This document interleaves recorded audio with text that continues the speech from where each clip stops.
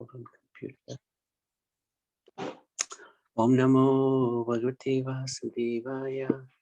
Om Namo Bhagavate Vasudevaya. Om Namo Bhagavate Vasudevaya. So, Hare Krishna, dear devotees, thank you very much for joining us today. A few little technical issues. Internet is playing up somewhat, but hopefully we should be able to get through the session without too many disturbances. I hope you can see the screen. It's the overview of Srimad Bhagavatam. Are you able to see the screen? Yes, Prabhuji. Okay, good. So today, what I was thinking, next week, we'll start with chapter 1 of Canto 1. And we'll have to just see how we're doing, how long it takes to recite all the verses, both the Sanskrit and the English. But we shall certainly have a go at doing that.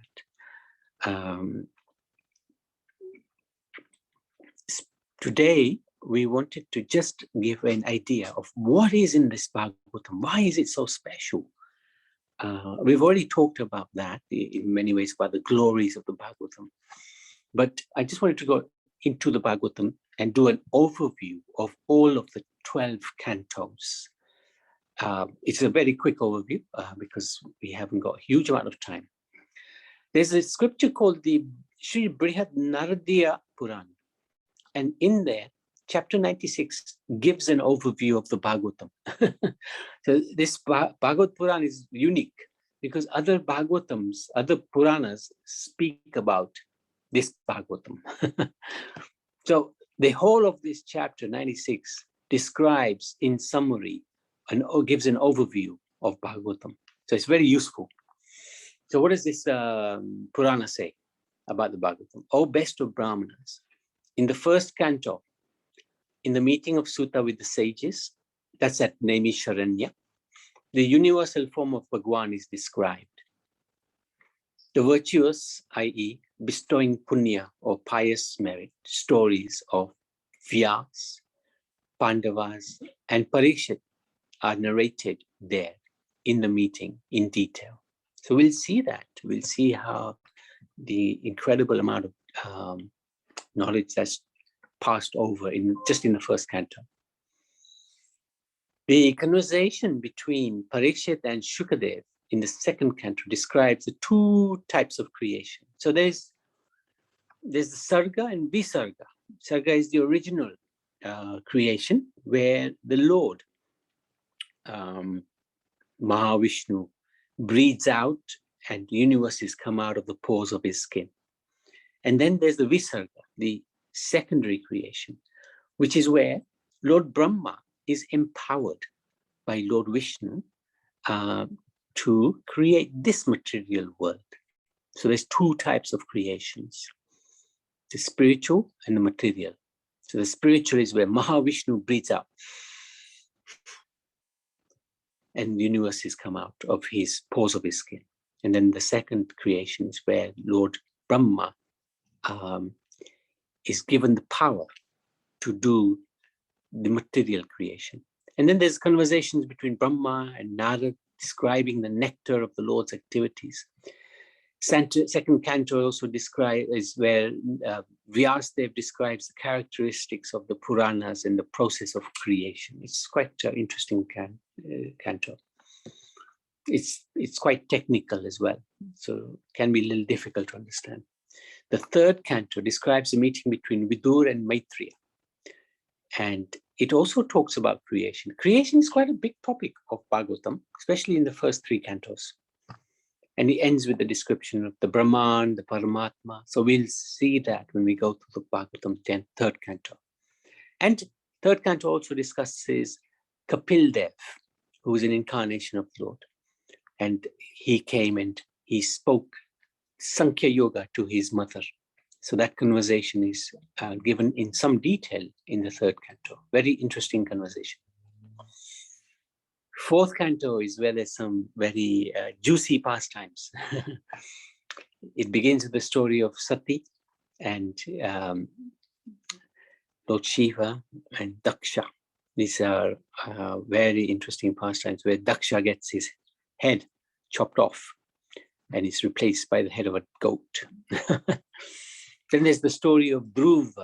Dhruv is only a 5-year-old boy, but a very determined boy who wants a kingdom greater than that of his grandfather, i.e. Lord Brahma. And Lord Vishnu appears to him, and his reaction is legendary. It's a really amazing reaction when he sees Lord Vishnu. And then there's the discussions about King Prithu and Prachina Paharishat, and also a little bit of discussion of the Visarga, the secondary creation by Brahma. Then the 5th canto talks about Priyavrat. He was a great king, and he actually divided this Bharatvarsh into 7 islands. And they talk about his dynasty as well as the description of the universe. This is a very, very interesting description of the universe, how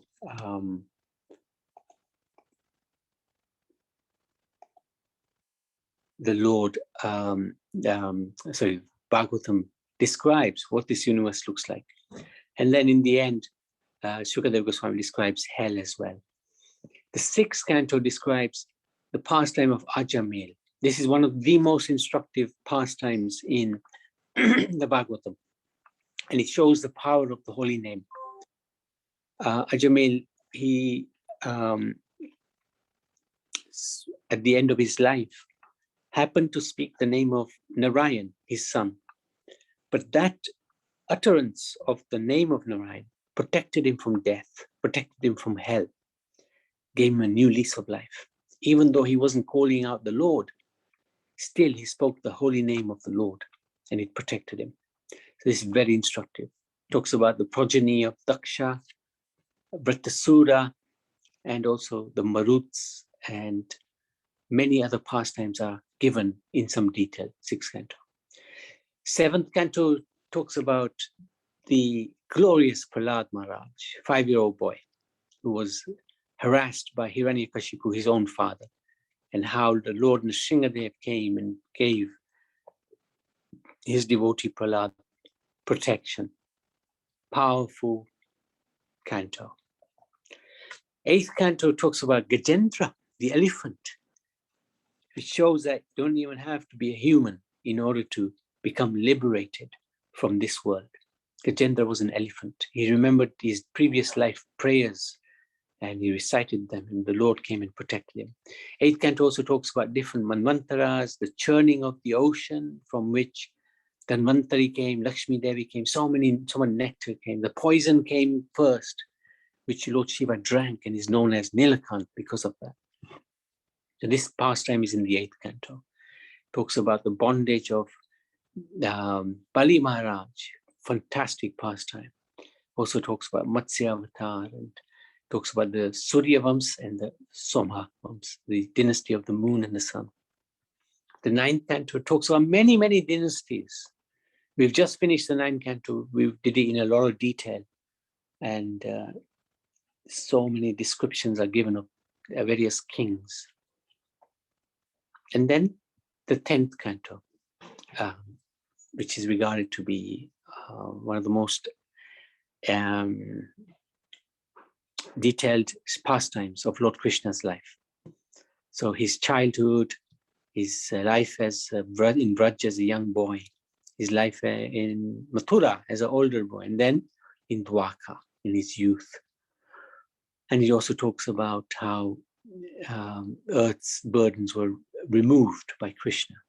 This is all in the 10th canto. So many different pastimes are given of Lord Krishna.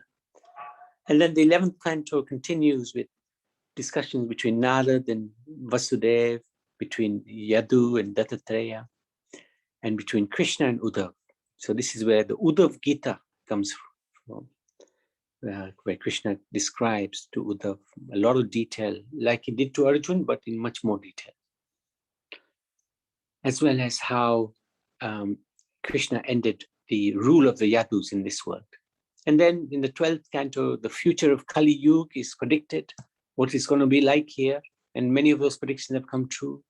The liberation of Parikshit Maharaj, the expansion of Vedic branches, the austerities of Markandeya Muni, and the transcendental supreme glory of Krishna are described.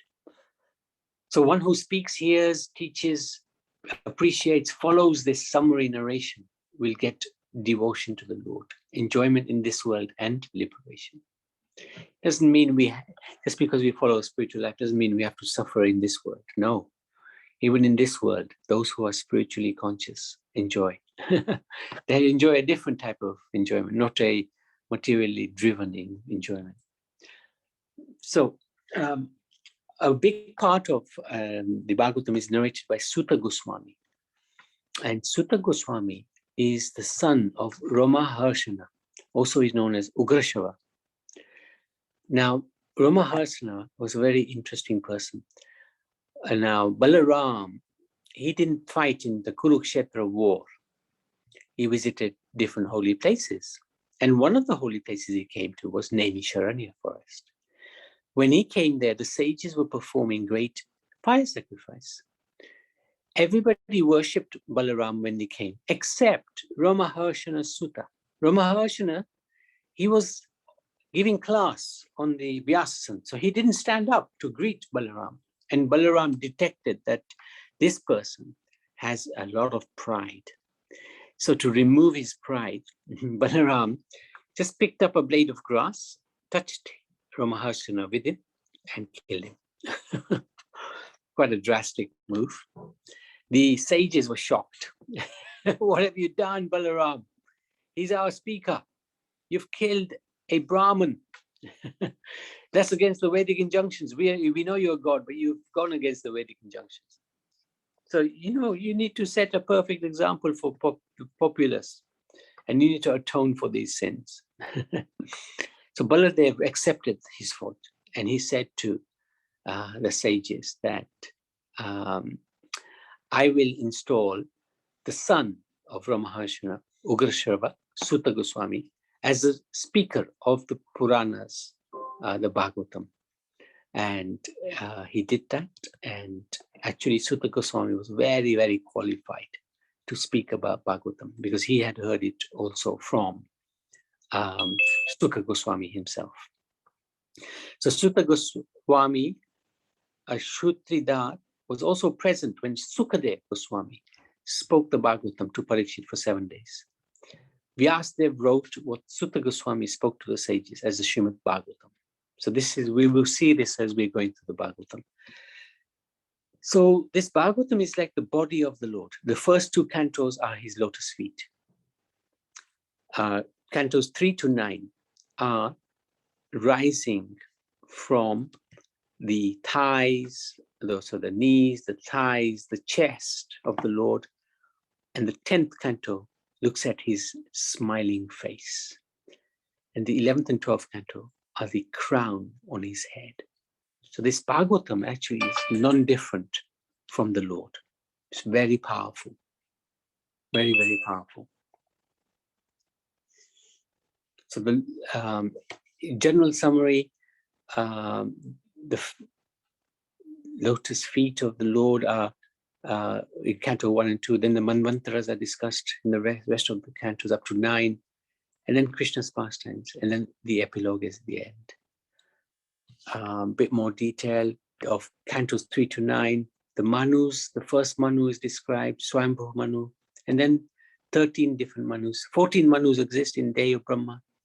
So they're all described in this Bhagavatam. It's really given a lot of detail. And then our Manu is described, who's the present Manu, who's in charge at the moment. Vaivaspata Manu.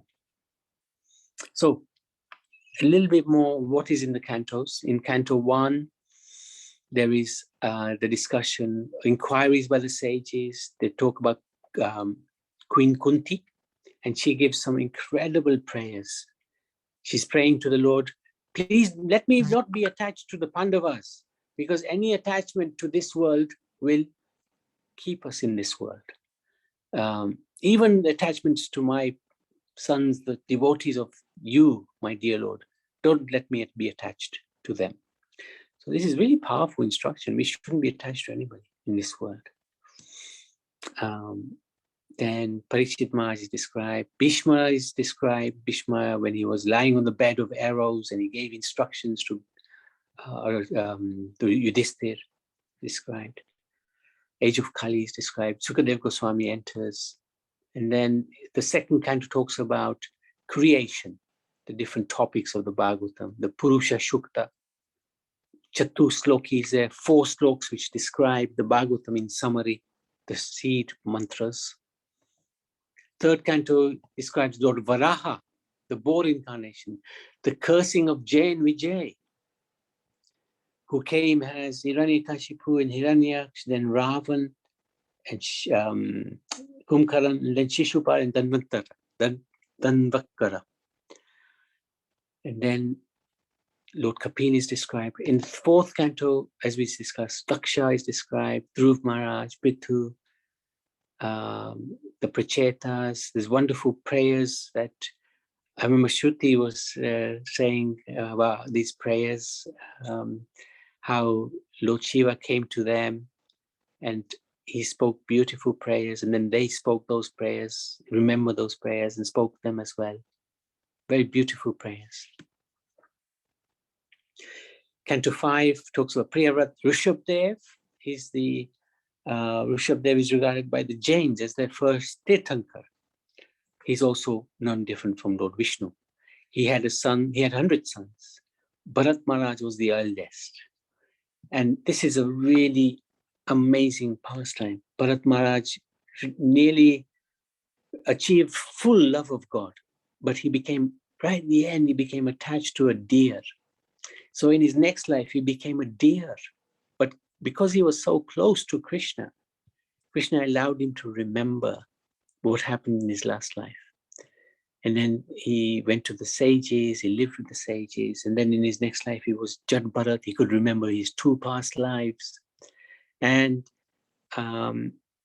he resolved that I will not make any mistake this time. No attachments.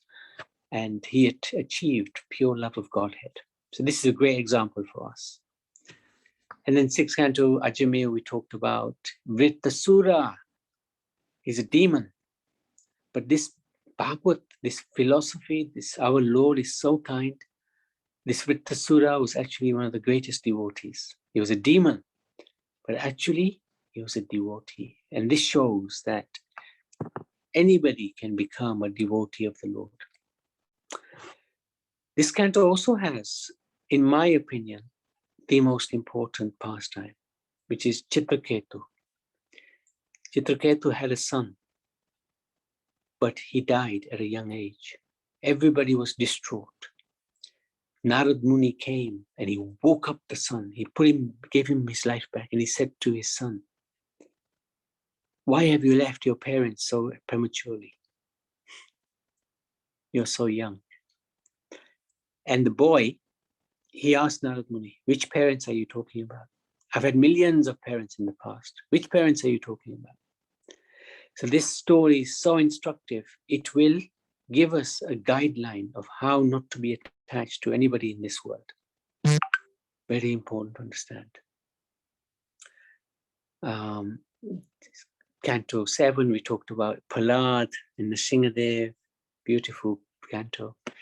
Canto 8, Gajendra the elephant, churning of the milk ocean. Mohini comes. Mohini is another form of the Supreme Personality of Godhead, the female form.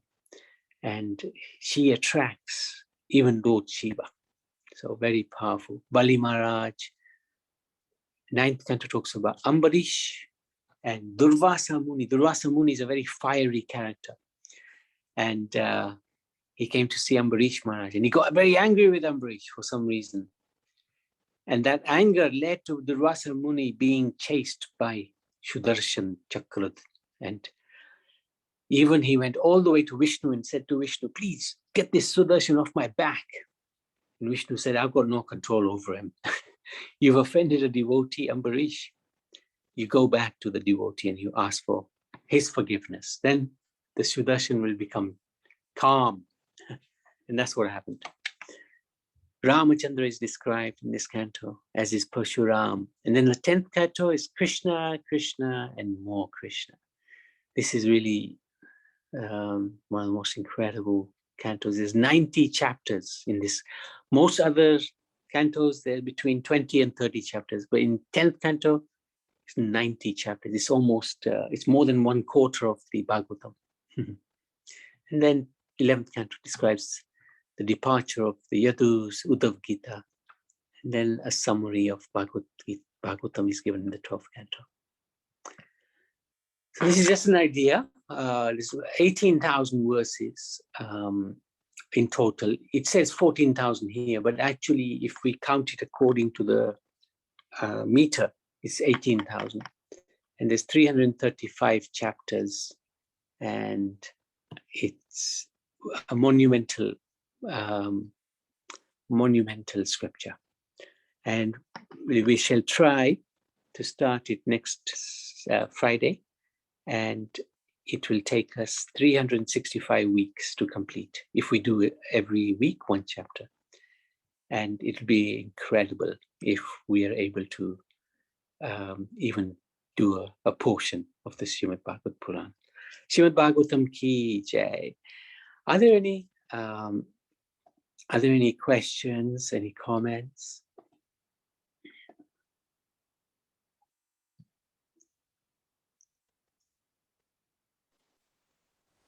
Prabhuji, will it be only on Fridays or? Yeah. Only Fridays. Only Fridays. But on the weekdays, we are going through the 10th canto, hopefully from Monday. But that's at 3:30 in the afternoon. Yeah, but Friday we are doing from first canto. Yes, first canto, first chapter. Okay, Prabhuji, thank you. Anybody else? Shruti, anything you'd like to add? Nothing in particular, Prabhuji. Just that when you look at just even the summary of the various chapters of the various cantos, is the realization dawns on you that the Bhagavatam contains literally everything. Everything that there is to know. It's wonderful. Indeed.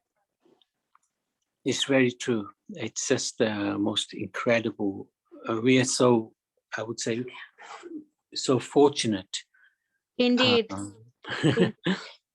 And it said once you start the Bhagavatam, you just don't put it down. You keep on reading it again and again and again. Jayanti was saying there's somebody who's read it hundreds of times. 80 plus then year-old couple. There are a couple who are 80-year-old, and they've been reading it for what, 40 years? Yeah. Every single day, and they know it more or less by heart. Hare Krishna.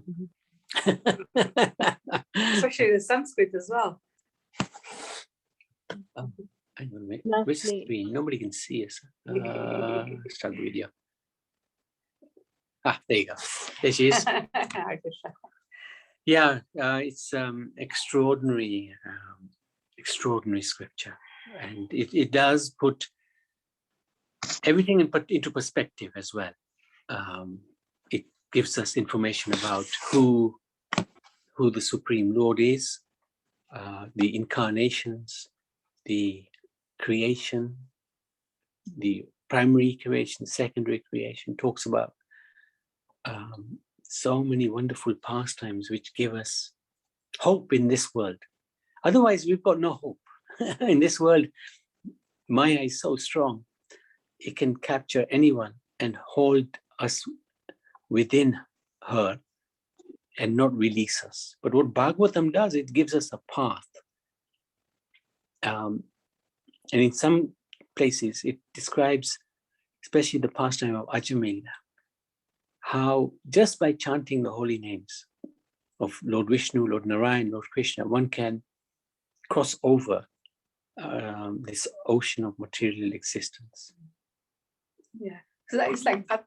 Bhagavad Gita actually teaches you how to live in this world. You know, who we are, that sort of thing. And Bhagavatam actually teaches us how to prepare for the final exam, really, which is what Parikshit was doing. So yeah, we are very lucky. And I'd like to thank you all for Prabhuji, one more being question. present. I just want to ask you, how many months it will take to finish this Bhagavatam? Okay. Because I don't want to miss anything, and if I do, then it's. Can you tell me which one is the main? I know all the cantos are important, but the most important canto in Srimad Bhagavad Gita. Srimad Bhagavad Gita is a separate book. That's where Krishna spoke to Arjun. This is spoken by devotees about Krishna. So which is the most important? If you ask that of Prabhupada or my Guru Maharaj, they would reply to you, every single word is very, very important. I would say to you, even if you miss a recording, if you miss a session, we're going to record hopefully all of them. So you can always catch up on the recording. And it's worth it. It's worth catching up because what we're doing, which I think is very unique, and I feel very fortunate. There's Shruti and there's also Poonam Mataji. They are going to be reciting the Sanskrit. And that is a real blessing. That's true. Yes. Real blessing. Because we don't, when we do it in the afternoon at 3:30, we don't recite the Sanskrit, only a few verses. But if we are able to recite the whole Bhagavatam, the Sanskrit as well as the English translations and a little understanding, that's a blessing. It'll take about 6 years to get through it. 6 years. Okay, then we'll try. Yeah, we'll try. Join as many as we can. We have done just every bit. we pray to Lord Krishna. Yes, we pray to him. Yeah. Yeah. We have. It is so We worth are it. now. Though. Yeah, yes, worth it. We are in the 10th canto in the afternoon sessions, and it's taken us 150 seminars to reach to go from canto 1 to canto 9. And we usually did between 2 and 3 chapters every seminar.